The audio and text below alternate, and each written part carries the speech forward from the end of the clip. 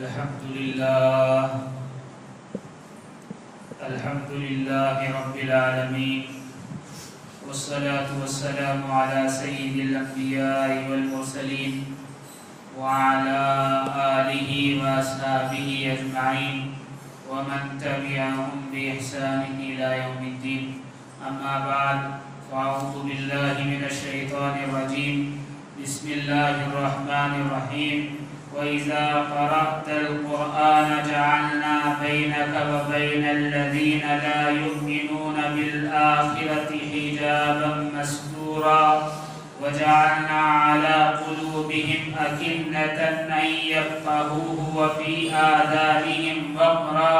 وَإِذَا ذَكَرْتَ رَبَّكَ فِي الْقُرْآنِ وَحْدَهُ وَلَّوْا عَلَى أَدْبَارِهِمْ نُفُورًا. صدق اللہ العلی العظیم.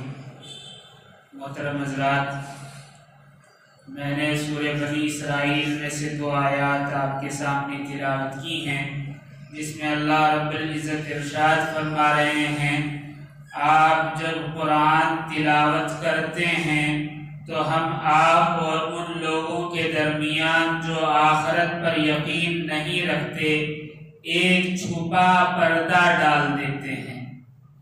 دوسری آیت میں ارشاد ہے، اور ہم نے ان کے دلوں پر پردے ڈال دیے ہیں تاکہ وہ اسے نہ سمجھیں، اور ان کے کانوں میں بوجھ ڈال دیا ہے، اور جب آپ قرآن میں اپنے تنہا رب کا ذکر کرتے ہیں تو وہ پیٹھ پھیر کر نفرت کرتے ہوئے بھاگ جاتے ہیں. ان 2 آیات میں پہلی آیت میں اللہ رب العزت ارشاد فرما رہے ہیں کہ جب آپ تلاوت کرتے ہیں تو وہ کفار و مشرکین جو یوم آخرت پر، یوم حساب پر یقین نہیں رکھتے، ان کے اور آپ کے درمیان ایک ایسا پردہ ڈال دیا جاتا ہے کہ آپ نظر نہیں آتے. مفسرین نے ایک تو تفسیر یہ کی ہے کہ اس سے مراد یہ ہے کہ قرآن ان کی سمجھ میں نہیں آتا، یعنی نبی کریم صلی اللہ علیہ وسلم جو قرآن کریم پڑھ کر سناتے ہیں وہ ان کی سمجھ میں نہیں آتا، یعنی قرآن کریم کی علم و حکمت کی باتیں ایسے کفار و مشرکین پر اثر انداز نہیں ہوتی اور ظاہر نہیں ہوتی جو یوم آخرت پر اللہ پر یقین نہ رکھتا ہو. اکثر مفسرین نے یہی تفسیر کی ہے، لیکن بہت سارے مفسرین نے یہ بھی تفسیر کی ہے کہ جب کفار و مشرکین نبی کریم علیہ السلام کو تکلیف پہنچانے کا ارادہ کرتے، جب آپ قرآن کریم کی تلاوت کر رہے ہوتے تھے تو ایسے وقت اللہ رب العزت ان کو تکلیف پہنچانے سے روکنے کے لیے نبی کریم صلی اللہ علیہ وسلم کو ان کی نظروں سے غائب فرما دیا کرتے تھے. اس سلسلے میں حضرت اسماء بنت ابو بکر رضی اللہ تعالیٰ عنہ روایت کرتی ہیں کہ جب نبی کریم صلی اللہ علیہ وسلم پر سورہ تبت یدا نازل ہوئی تو اس وقت ابو جہل یعنی ابو لہب کی بیوی ام جمیل ناراضگی اور غصے میں حرم میں داخل ہوئی، جہاں نبی کریم صلی اللہ علیہ وسلم اور حضرت ابو بکر صدیق رضی اللہ تعالی عنہ دونوں بیٹھے ہوئے تھے اور نبی کریم صلی اللہ علیہ وسلم قرآن کریم کی تلاوت فرما رہے تھے. تو وہ اس نیت سے آئی کہ نعوذ باللہ نبی کریم صلی اللہ علیہ وسلم کو تکلیف پہنچائے اور آپ کو برا بھلا کہے، لیکن جب وہ قریب پہنچی تو دیکھا کہ وہاں تو صرف تنہا حضرت ابو بکر رضی اللہ تعالی عنہ بیٹھے ہوئے ہیں، نبی کریم صلی اللہ علیہ وسلم کہیں دکھائی نہیں دے رہے ہیں. اس نے ادھر ادھر نظریں دوڑائی اور پھر بالآخر حضرت ابو بکر رضی اللہ تعالیٰ عنہ کو برا بھلا کہہ کر کے آپ کے دوست نعوذ باللہ محمد ایسے ایسے ہیں کہہ کر چلی گئی. تو اس روایت سے بھی معلوم ہوتا ہے کہ اللہ رب العزت نے ام جمیل جو ابو لہب کی بیوی تھی،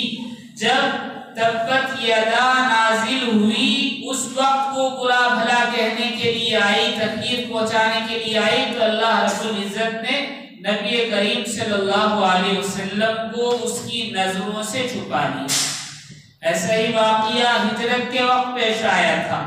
جب کفار مکہ نے مل کر بہت سارے نوجوانوں کو تیار کیا کہ اندھیری رات میں وہ نبی کریم صلی اللہ علیہ وسلم کے مکان پر حملہ آور ہوں اور نعوذ باللہ آپ علیہ السلام کو شہید کر دیں۔ ان نوجوانوں نے مکان کو چاروں طرف سے گھیر لیا۔ اللہ کے نبی صلی اللہ علیہ وسلم کو اللہ نے حکم فرمایا کہ آپ باہر نکلیں، اور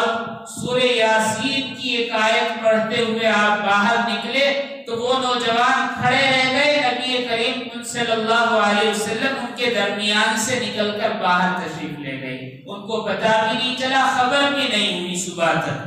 بہرحال اس آیت میں جو بیان کیا جا رہا ہے کہ اللہ رب العزت ایک ایسا پردہ ڈال دیتے ہیں جس میں دکھائی نہیں دیتا، اس کی یہ دو مثالیں، دو احادیث ہیں۔ اگلی آیت میں اللہ رب العزت ارشاد فرما رہے ہیں وَجَعَلْنَا عَلَىٰ قُلُوبِهِمْ أَكِنَّةً أَن يَفْقَهُوهُ وَفِي آذَانِهِمْ وَقْرًا، کہ ہم نے ان کے دلوں پر پردے ڈال دیے، یعنی کفار مشرکین کے دلوں پر پردے ڈال دیے ہیں تاکہ وہ اسے یعنی قرآن کریم کو سمجھ نہ سکیں۔ یہاں ایک بات ہے کہ جہاں بھی قرآن کریم نے کہا ہے کہ دلوں پر پردہ ڈال دیا ہے، دلوں پر زنگ لگا دیا ہے، دلوں پر مہر لگا دی ہے، وہاں آگے چل کر سمجھنے یا سمجھداری یا غور و فکر کرنے کی بات کہی گئی ہے۔ ایک سوال یہ ہوتا ہے کہ آدمی سوچ بچار جو کرتا ہے، غور و فکر جو کرتا ہے، یہ دماغ سے کرتا ہے، دماغ میں اس کی صلاحیت ہوتی ہے، پھر قرآن کریم کیوں کہہ رہا ہے کہ دلوں کو سیاہ کر دیا یا دلوں پر پردہ ڈال دیا، دلوں پر مہر لگا دی تاکہ وہ غور و فکر نہ کر سکیں، سمجھ نہ سکیں؟ اس کی وجہ کیا ہے؟ آج ٹیکنالوجی کا زمانہ ہے، میڈیکل سائنس نے کافی ترقی کر لی ہے۔ ابھی تک ہم یہی سمجھتے تھے 1970 تک کہ دل کا کام صرف خون کو پمپ کرنا ہے، یعنی خون کو سارے جسم میں پہنچانا ہے۔ 1970 کے بعد تحقیقات جو ہوئی اس سے پتہ چلا ہے کہ دل کا کام صرف خون پمپ کرنا نہیں ہے، بلکہ اس کے ساتھ ساتھ دل کا اصل کام غور و فکر کرنا، احساس کرنا اور سوچ بچار کرنا اور فیصلہ کرنا ہے۔ ابھی تک تو ہم یہی سمجھتے ہیں کہ دماغ سوچتا ہے، دماغ کو احساس ہوتا ہے، ایسا نہیں ہے، بلکہ تحقیق سے یہ بات ثابت ہو چکی ہے کہ دل سوچتا ہے، دل فیصلہ کرتا ہے۔ اس سلسلے میں بہت ساری تحقیقات کی گئی ہیں، وہ یہ کہ 20ویں صدی میں جو تحقیقات کی ہیں میڈیکل سائنس نے، تو یہ پتہ چلایا ہے کہ دماغ جیسے ذہانت کے خلیے دل کے اندر بھی پائے جاتے ہیں، جیسے دماغ میں خلیے ہوتے ہیں سوچ بچار کے، ایسے دل کے اندر بھی پائے جاتے ہیں۔ یہ خلیے 40,000 ہوتے ہیں قریباً۔ اس سے معلوم ہوتا ہے کہ دماغ کے خلیوں کے بالمقابل ان کی تعداد بہت زیادہ ہے، یعنی دماغ جو سوچ بچار کرتا ہے یا دماغ جو بنتا ہے ان خلیوں سے مل کر، دل کے اندر اتنے زیادہ خلیے ہیں کہ کئی دماغ اس سے بن سکتے ہیں۔ اللہ اکبر، یہ اللہ کی کرشمہ سازی ہے۔ کینیڈا کے ایک سائنسداں ہیں ڈاکٹر جے اینٹری اورمر، انہوں نے اپنی تحقیقات کی ہیں تو پتہ لگایا ہے کہ انسانی دل کا ایسا بھی نظام بھی ہوتا ہے، جیسے دماغ سے ایسا بھی نظام یعنی رگوں کا اور دوسرے پٹھوں کا تعلق ہوتا ہے، اسی طرح دل سے بھی ہوتا ہے۔ یہ وہ ایسا بھی نظام ہے جو پیغام لے کر جاتے ہیں اعضاء کی طرف اور وہاں سے جواب لاتے ہیں، یعنی ہاتھ کو کیا کرنا ہے، پاؤں کو کیا کرنا ہے، زبان کو کیا کرنا ہے، آنکھیں کیسے جھپکنی ہے، دماغ پیغام پہنچاتا ہے۔ وہی سب صلاحیت دل کے اندر بھی ہوتی ہے، اور یہ ایسا بھی نظام جو ہے جتنا دماغ میں ہے اس سے زیادہ طاقتور دل کے اندر ہوتا ہے۔ اس سلسلے میں جو تحقیقات کی گئی ہیں وہ یہ ہیں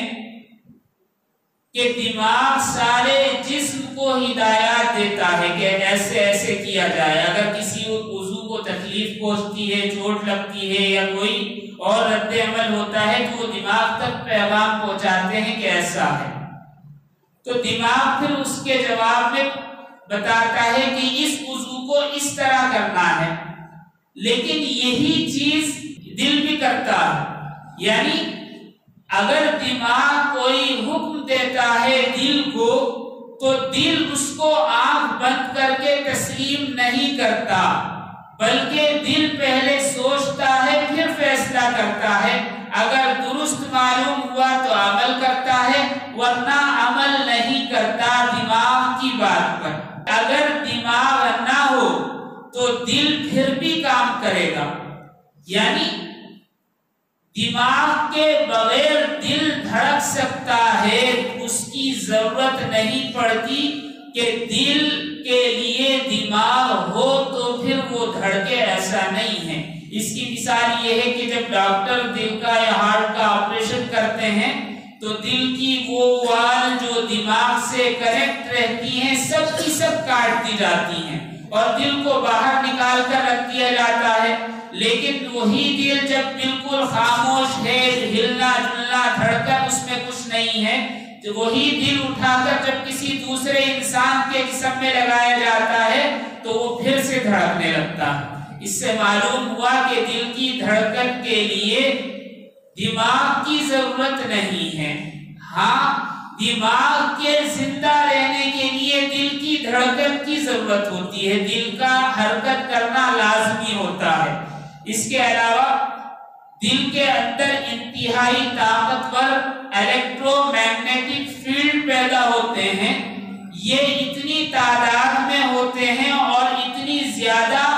قوت کے ساتھ اور طاقت کے ساتھ ابھرتے ہیں کہ دماغ کے مقابل یہ 500% زیادہ طاقت رکھتے ہیں۔ دماغ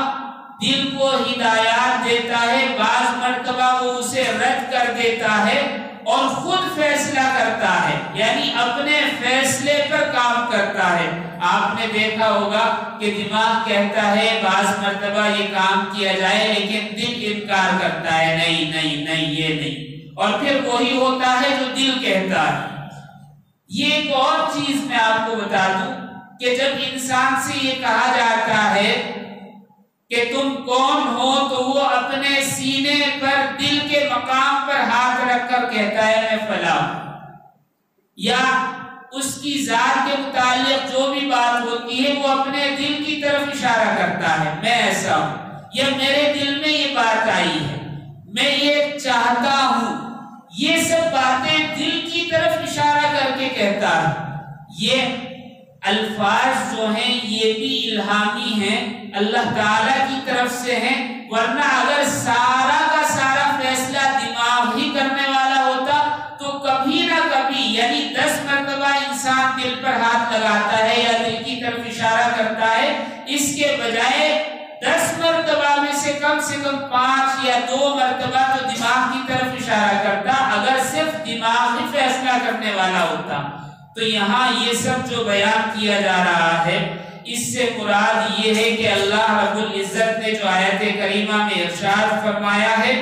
کہ ہم نے ان کے دلوں پر پردے ڈال دیے ہیں تاکہ وہ اسے سمجھ نہ سکیں، یعنی قرآن کریم کو کفار و مشرکین کے متعلق بیان کیا جا رہا ہے۔ اس سلسلے میں آج سائنس صاف صاف کہہ رہی ہے کہ جو ایجادات یعنی جو چیزیں بنائی جا رہی ہیں دنیا میں، وہ چیزیں دماغ کی ایجاد نہیں ہیں، دل کی ایجاد ہے، یعنی دل کی وجہ سے، دل کے بنائی جا رہی ہیں، اور سائنسی ترقی جو ہوئی ہے وہ دماغ کی وجہ سے ہوئی ہے، یعنی جو حساب و کتاب جیسے لگایا جاتا ہے اس کی وجہ سے سائنسی ترقی ہوئی ہے۔ اور تیسری چیز اخلاقیات کی ترقی جو ہے وہ دل سے ہے، اس کا تعلق دماغ سے نہیں ہے۔ یہ کون کہہ رہے ہیں؟ یہ آج کے سائنسداں کہہ رہے ہیں جو مذہب کو نہیں مانتے۔ اس سے معلوم ہوا قرآن کریم نے جو 1400 سال پہلے فرما دیا تھا کہ دلوں پر مہر لگا دی ہے، دلوں پر پردہ ڈال دیا ہے، وہ سوچتے نہیں، سمجھتے نہیں۔ جگہ جگہ جو قرآن کریم میں یہ بات آئی ہے دماغ کے ساتھ نہیں آئی، دل کے ساتھ آئی ہے۔ اس سے معلوم ہوا کہ دل دماغ سے زیادہ سوچنے کی، سمجھنے کی اور فیصلہ کرنے کی طاقت و صلاحیت رکھتا ہے، اور یہ آج ثابت بھی ہو چکا ہے۔ نبی کریم صلی اللہ علیہ وسلم کے متعلق ان دو آیات میں جو باتیں بیان کی گئی ہیں وہ یہ ہے کہ ایک تو کفار و مشرکین جب ضرر پہنچانا چاہتے تلاوت کے وقت تو آپ کو ان کی نظروں سے چھپا دیا جاتا۔ دوسری آیت میں یہ کہا جا رہا ہے کہ ہم نے ان کے دلوں پر پردے ڈال دیے تاکہ وہ اسے نہ سمجھیں اور ان کے کانوں میں بوجھ۔ یہاں مفسرین یہ تفسیر بیان کرتے ہیں کہ قرآن فہمی سے ان کو دور کر دیا گیا۔ جو کفر کرنے والے ہیں، شرک کرنے والے ہیں، آخرت پر ایمان نہیں لانے والے ہیں اور اپنے گناہوں میں آگے بڑھنے والے ہیں، ان کے دلوں پر اللہ نے مہر لگا دی اور وہ کچھ سچائی اور جھوٹ میں فرق نہیں کر سکتے، اور حق و باطل کا امتیاز ان سے ختم کر دیا گیا اور ان کے سوچنے سمجھنے کی صلاحیت چھین لی گئی ہے۔ یہاں یہ تفسیر بیان کرتے ہیں۔ پھر آگے اللہ رب العزت نے آگے ارشاد فرمایا ہے وَإِذَا ذَكَرْتَ رَبَّكَ فِي الْقُرْآنِ وَحْدَهُ، جب آپ اپنے تنہا رب کو قرآن کریم میں سے یاد کرتے ہیں، یعنی اللہ رب العزت کی وحدت کا تذکرہ قرآنی آیات سے نبی کریم صلی اللہ علیہ وسلم فرماتے ہیں، کفار کا کیا رزلٹ ہوتا ہے اور کیا رسپانس ہوتا ہے؟ وہ یہ کہ وہ پیٹ پھیر کر نفرت کے ساتھ بھاگ جاتے ہیں۔ یہ ایک صفت بیان کی گئی ہے کہ جب قرآنی آیت پڑھی جائے اور جب اللہ کی وحدانیت کو بیان کیا جائے، وہ لوگ جن کے دلوں پر سیاہی لگ گئی ہے وہ اللہ کی ان آیات کو سن کر بھاگتے ہیں اور اللہ کی وحدانیت کو سننا نہیں چاہتے۔ ان سے دو باتیں معلوم ہوئی۔ ایک تو یہ کہ قرآن کریم نے کئی جگہ جیسے پہلے ارشاد فرمایا کہ قرآن کریم غور و فکر کرنے والوں کو، تقویٰ کرنے والوں کے لیے راہ ہدایت ہے، اور جو تقویٰ اختیار نہیں کرتے، گناہ کے مرتکب ہوتے ہیں، کفر کرتے ہیں، انکار کرتے ہیں، اللہ رب العزت اس قرآن کریم کے ذریعے ان کو ان کے کفر میں اور آگے لے جاتا ہے، یعنی وہ اور زیادہ پختہ ہو جاتے ہیں اس میں۔ مومنین کے لیے اس میں ایک سبق ہے، وہ یہ کہ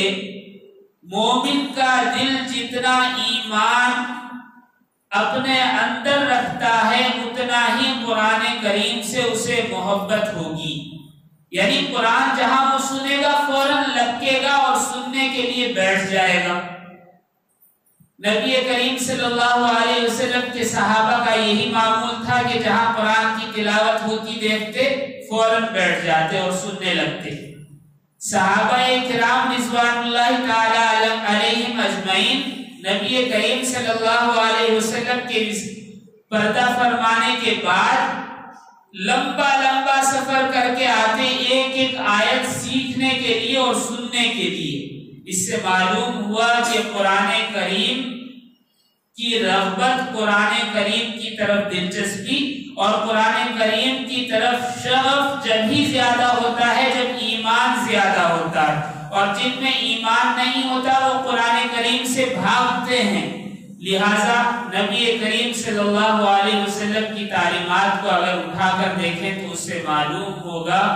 کہ نبی کریم صلی اللہ علیہ وسلم نے قرآن کریم سننے کے اور پڑھنے کے کچھ آداب بتائے ہیں، جن میں سے یہ ہے کہ جب قرآن کریم پڑھا جائے تو انتہائی غور و فکر اور خاموشی کے ساتھ اسے سنا جائے، ادب کے ساتھ سنا جائے، اس درمیان بات نہ کی جائے، اس لیے کہ بات کرنا قرآن کریم کی بے ادبی ہے اور یہ کمزور ایمان ہونے کا نتیجہ ہے۔ نبی کریم صلی اللہ علیہ وسلم نے، صحابہ نے، پھر بعد میں تابعین، تابعین، علماء کرام اس کے بارے میں بیان کر رہے ہیں کہ قرآن کریم کے آداب کیا ہوتے ہیں۔ نبی کریم صلی اللہ علیہ وسلم کا ارشاد اور پھر آج تک اس پر عمل ہو رہا ہے کہ قرآن کریم جب سنا جائے تو پھر توجہ سے سنا جائے، ادب کے ساتھ سنا جائے، اور جب قرآن ختم ہو یعنی تلاوت بند کر دی جائے تو آخر میں کہا جائے صدق اللہ العلی العظیم یا صدق اللہ العظیم، یعنی اللہ نے سچ کہا جو انتہائی عظمت و رفعت والا ہے، یعنی ہر آدمی کہے، چاہے پڑھنے والا ہو یا سننے والا ہو۔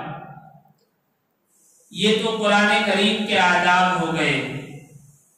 ایک اور چیز اس آیت میں جو بیان کی جا رہی ہے وہ یہ ہے کہ جو بے ایمان ہوتے ہیں وہ اللہ کی وحدانیت کا سن کر بھاگتے ہیں، وہاں نہیں رکتے۔ جیسے ہی وحدانیت کا تذکرہ ہوتا ہے، اللہ کے ایک ہونے کی بات ہوتی ہے، وہاں نہیں رکتے، وہ چل دیتے ہیں، یا تو جھگڑا کرتے ہیں یا چل دیتے ہیں۔ ایک واقعہ سناتا ہوں، بات سمجھ میں آئے گی۔ ایک عالم تھے، ان کے انتقال کا وقت قریب آ گیا تو شیطان ان کے پاس آیا اور کہا کہ جس وحدانیت پر آپ نے ساری زندگی گزار دی یہ وحدانیت کچھ نہیں ہے، جھوٹ وحدانیت کچھ ہے تو آپ دلیل دیجیے اس کی۔ تو ان عالم نے ایک دلیل دی کہ اللہ رب العزت تنہا ہیں، واحد ہیں، اکیلے ہیں، اس وجہ سے۔ تو شیطان چونکہ بڑا عالم ہے تو اس نے اس دلیل کو کاٹ دیا، رد کر دیا، پھر دوسری دلیل دی، اسے بھی توڑ دیا، تیسری دلیل دی، اسے بھی رد کر دیا، یہاں تک کہ 99 دلیلیں دے دی اللہ کے واحد اور تنہا ہونے کے متعلق، لیکن شیطان اس کا رد کرتا رہا۔ تو ان کے جو استاد تھے، ان عالم کے، وہ حیات تھے، وہ دور سے دیکھ رہے تھے، تو انہوں نے غصے میں اپنا لوٹا اٹھا کر ان عالم کی طرف پھینکا اور کہا کہ یہ تو مردود ہے، یہ شیطان ہے، یہ ابلیس ہے جو تیری دلیل توڑ رہا ہے۔ یہ کیوں نہیں کہتا کہ میں بغیر کسی دلیل کے، بغیر کسی ثبوت کے اللہ کو ایک مانتا ہوں؟ تو انہوں نے کہا کہ میں بغیر کسی ثبوت کے اللہ کو ایک مانتا ہوں، تو فوراً شیطان غائب ہو گیا۔ تو یہ تو ایک واقعہ ہے جس میں شیطان کے متعلق بیان کیا گیا کہ شیطان دلیل توڑتا رہا، لیکن جب انہوں نے کہا میں بغیر دلیل کے مانتا ہوں تو اللہ کی وحدانیت سن کر شیطان فوراً رفع چکر ہو گیا۔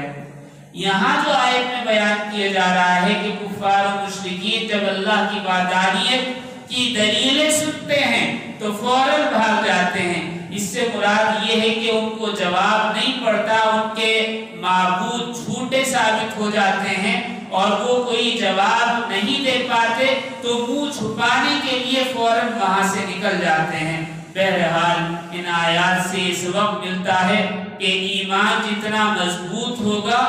قرآن کریم کی تلاوت اور اس کی سماعت پر دل اتنا ہی راغب ہوگا۔ اللہ تعالی ہم سب کو کہنے سننے سے زیادہ عمل کی توفیق عطا فرمائے۔ وآخر دعوانا ان الحمدللہ رب العالمین۔